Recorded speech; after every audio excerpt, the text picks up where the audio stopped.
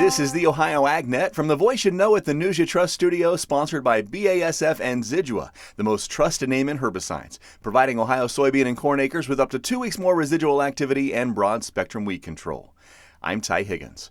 Whether inheriting or buying farmland for the first time, a new farmland owner must choose what to do with that land. Do you farm it, sell it, lease it, preserve it?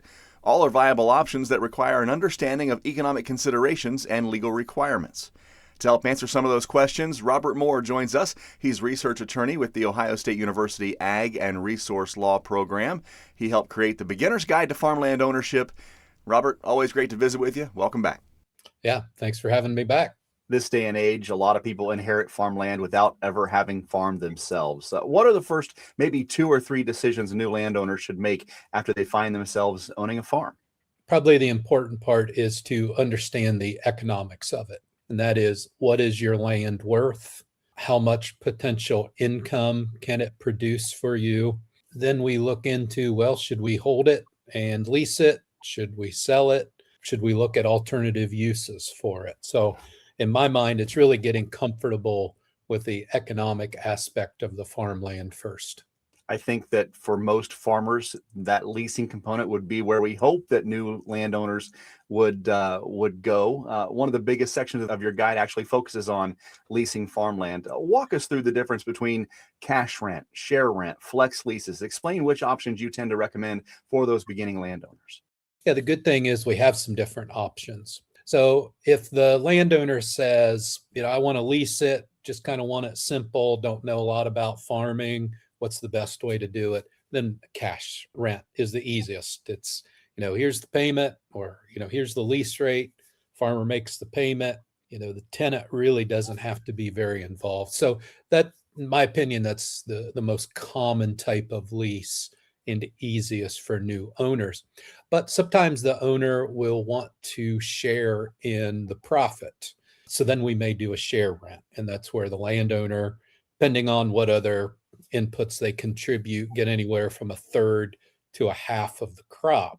And that sounds good in good years, but in bad years, cash rent might be better. So the share rent is a way for the tenant to be more involved and potentially share in the windfalls of a good year. And then we've got a flex lease, and this is where the tenant gets a portion of crop or gets additional payments if the price and or production meet certain thresholds. So in a good year, the tenant might get additional compensation.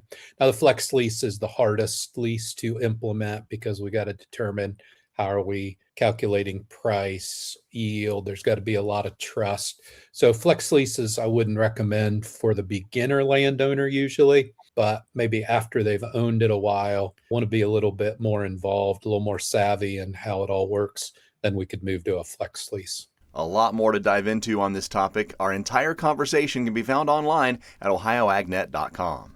Let's check the forecast now, brought to you by Seed Consultants. Simply better performance, online at seedconsultants.com. Here's Ryan Martin. While we are dry this afternoon, after sunset or near sunset, going to start to see a little instability trying to shift down in or out of Michigan into northwest Ohio.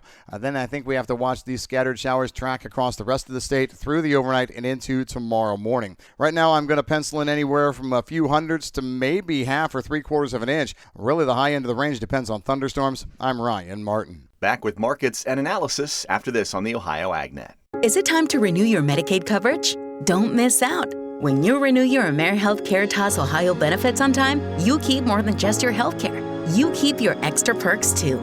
That means doctor visits, dental, vision, plus extra benefits like school supply funds, baby essentials, rewards for health trivia games, and more.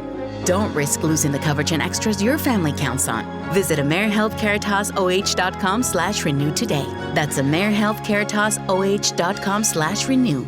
Welcome back to the Ohio AgNet. Today's market analysis brought to you by Louis Dreyfus Company. Excited to bring a brand new soybean crush facility to Upper Sandusky. Learn more about marketing your soybeans with LDC at 574-566-2113.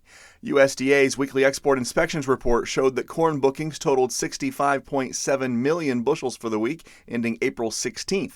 USDA estimating corn exports to total 3.3 billion bushel in 25-26. That's up 15% from the previous year. That same report showed soybean inspections totaling 27.5 million bushel for the week ending April 16th. USDA estimating soybean exports to total 1.54 billion bushel in 25-26, down 18% from the previous year. At midday, corn for July up by 2 1/4 at $4.54 1/4.